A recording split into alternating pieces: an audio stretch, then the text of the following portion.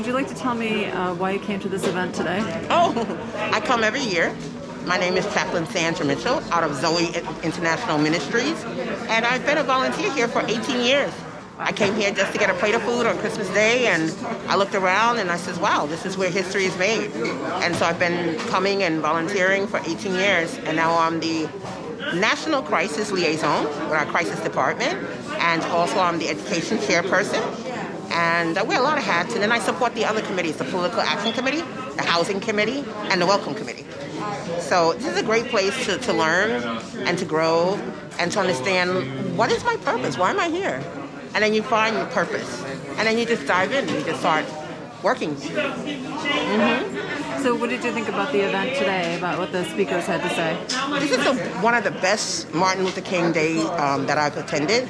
Why was this the best? Because we had former city council people and elected officials, and we had the new ones who are coming in. And so it was the best of both worlds.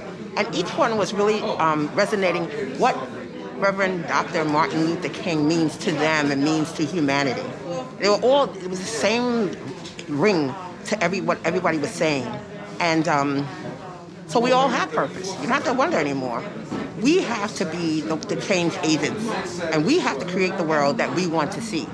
And so you don't have to have a title or anything like that, but your title is you're part of a human family. That's your title. And everything else, that's fine. But there was a spirit of unity, a spirit of purpose, a spirit of power, and just that virtue that lets you know I might not be able to do much by myself, but there are people in all areas of office, whatever, and people who are in the community who really want to see a better city, who really want to see a better world, who really do have vision. And I'm not by myself in that thinking. And so they took us all the way back to 1950s. They took us all the way to the 60s and the 70s and all the way to up right now. They made us feel our sense of humanity again, and to really, really look at our brothers and sisters. We all are an extension of God himself. Isn't it wonderful? I can look into your eyes and say, wow, God, you're so vast. You're so diverse. And you're my sister. You're my sister. And the Jewish community was here. And the Asian community was here. And the LGBTQI was here. And we were all here together saying, we have to get together who think alike and do better. And we can. So that spirit of unity, that spirit of strength, that spirit of Dr. King. And so we were all here just basking in the spirit of Dr. King. So that's what it was so wonderful. It was great. It was inspiring, empowering. You're talking about changes, and a lot of the speakers were talking about changes they'd like to see. Mm-hmm. What are the kind of top changes that you would like to see either in the city of New York or in general? Definitely protecting our right to vote. That's number one. And also, protecting the woman's right to make decisions about her own body. I mean, this has been centuries, millions of years, whatever, but women didn't have a right. If you weren't married, you couldn't take care of yourself. You didn't have a right to own property, didn't have a right to work. You just had to be married, and if you weren't married, you had no way to do anything for yourself. And it's just like they're trying to turn it back to that. You want to see that women stood up. I mean, women are in elected offices right now. Not enough to be elected. What are you going to do? So I want to see the rights of women protected, wherever it is, be it pay equity, getting the proper health, and especially women who are carrying babies. I mean, this woman came here and she said that she went to Columbia Presbyterian, and I'm like, wait a minute, no, this cannot happen. But this is happening in this 21st century. But we can make that change, and she's making that change. You were talking about, for people who didn't hear that, can you sum up the situation you're talking about? I can't pronounce her name because it's a French name, and she's out of Brooklyn. But she spoke about how she was pregnant, and she was dilated 3 centimeters, and she was turned away from a hospital, and her son died. So she could have just balled up and just said, forget it. But she's the great-great-great-great-granddaughter of, oh Lord, the names, our warrior in Haiti that kept Britain aside and won the independence in Haiti. And I'm like, wait a minute. I'm talking to these people? These people are here. God is awesome. He's putting us all together to let us know you are all so very important to me in order to make the changes that needs to happen. Don't think of yourself as a small person. You are great because I am great in you. And so Now she's just making strides for not just women, but for people all over who might say, maybe I'm not working on women's rights and health, whatever like that, but I can do something in my community, housing. And so she brought up, the housing. And, people, just the basic rights of housing. Housing is a human right. And for that warranty of habitability to be thrown aside, you're supposed to have heat, hot water, safety, clear of rats, roaches, whatever. That's just the basics, working appliances. But I think that Richie Torres, he wasn't here, but he's my congressperson. And he helped me when I moved into a place that didn't have heat, didn't have hot water, didn't have proper electrical systems. And he made the change, his staff made the change. And I'm so glad that the borough of the Bronx was so well represented. Our Bronx Borough President, Vanessa Gibson, our Darcel, I forget now names, but she's our DA. And the Bronx is so well represented, but no one was more important than the next. Everybody was just like so locked in the spirit of respect for humanity, like Dr. King. And our Asian community was here, and they remind us, we're all connected by Mahatma Gandhi. Come on. And so I'm so excited, I'm so grateful, I'm so humble, I'm so ready to continue to work.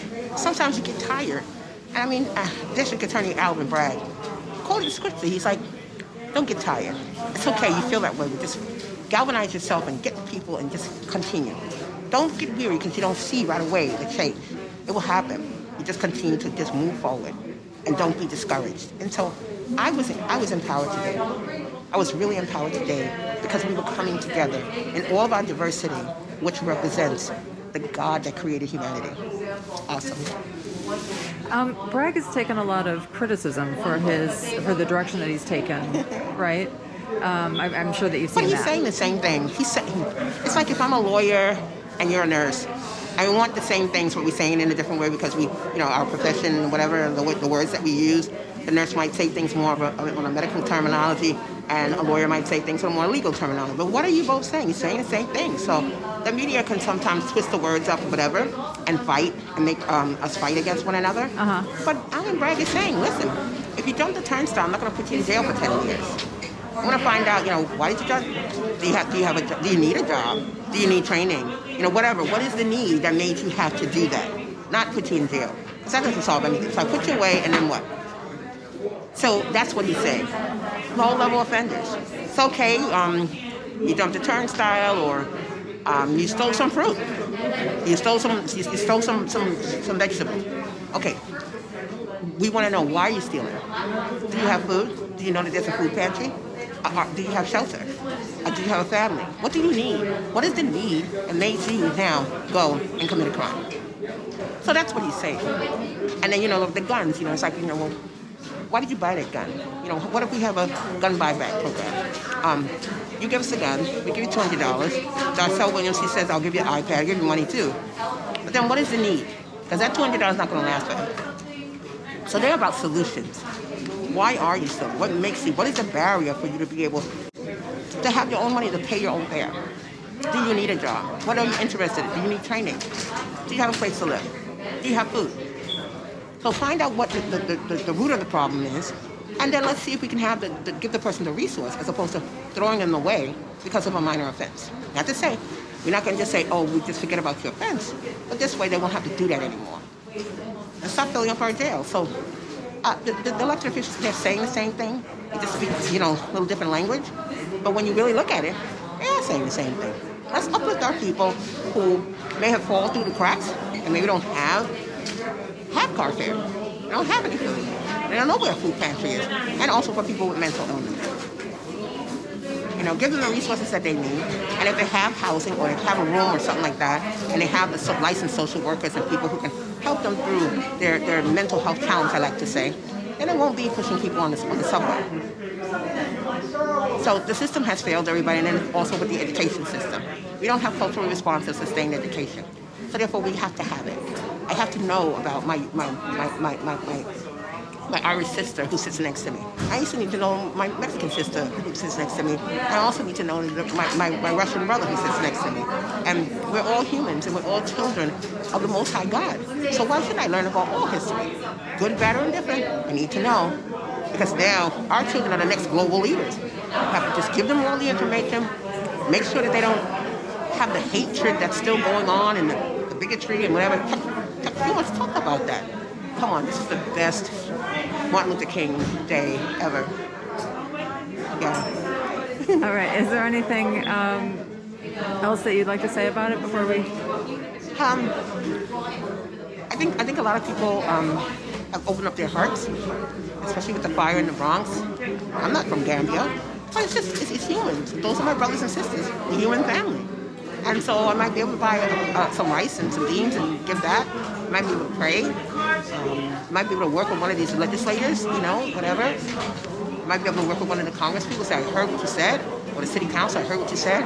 How can I volunteer? What can I do? This has been really very inspiring about the love of community coming together, for real, really for real. And then the lives that were lost, they will not be lost they did not live in vain, even a 2-year-old. We can honor them by loving each other and helping each other and holding our elected officials accountable. And not be beating them over the head or anything like that. Send your email, send your letter, Twitter, Facebook, whatever. Make an appointment to see them. We are their constituents and they work for us. So we can do this. And they've all committed to do it, and now we have to be committed as the people. And it's always the power of the people. So this is just a wonderful day, and we were encouraged to think about, to honor Dr. Martin Luther King and his legacy and his work and the things that he's done every day, not just today. So that's what I want to say.